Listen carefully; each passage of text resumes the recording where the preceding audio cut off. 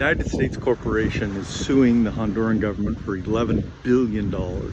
That's 2/3 of the annual budget of the entire Honduran government.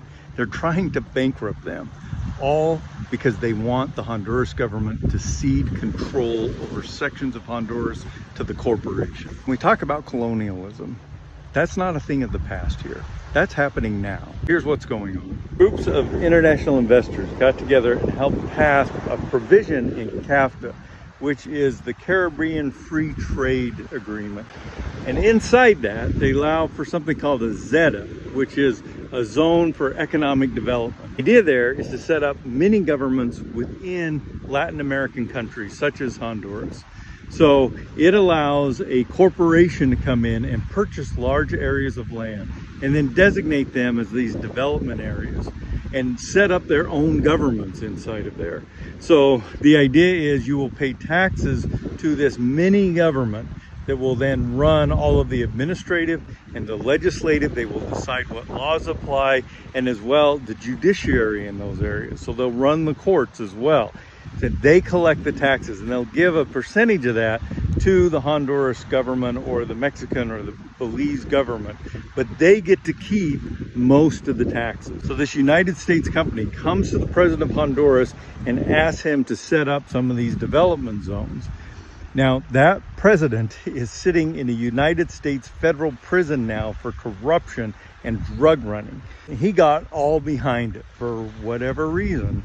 And the Honduran Supreme Court said, no, you can't do this. You can't give away our sovereignty to some United States corporation. So the Honduras president, he packs the Supreme Court, puts on 4 new Supreme Court members, kicks other ones off, and suddenly the Honduran Supreme Court says it's legal. So this United States company comes in and sets up one of these zones where they get to become their own government. So the old president, he gets kicked out, and the new president comes into Honduras, and she passes legislation that invalidates these prior agreements. So the Honduran government is saying to the United States corporation, you can't operate a separate government inside of our country. We're not going to let you do that anymore.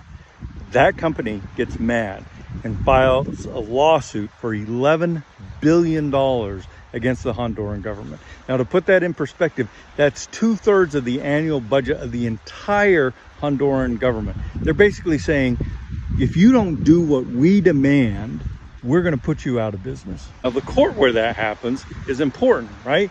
If it happened in a Honduran court, you'd think that the Honduran court wouldn't let a U.S. corporation come up and make a mini government.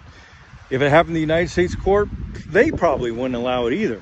So they take it to somebody else. Under CAFTA, they're allowed to set up a 3-person judiciary, its own separate court to handle this.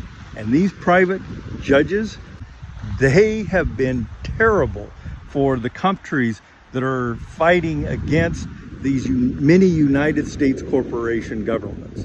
In the last few years, they have awarded $23.8 million against Latin American countries to foreign corporations. So the battle right now is to stop these kangaroo courts.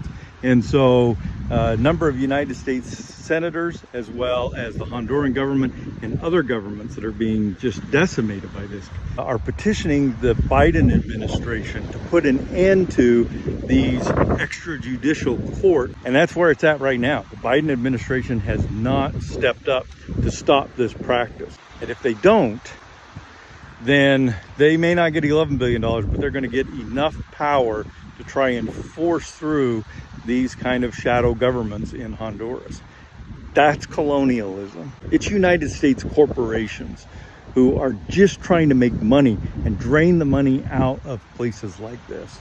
It needs to stop.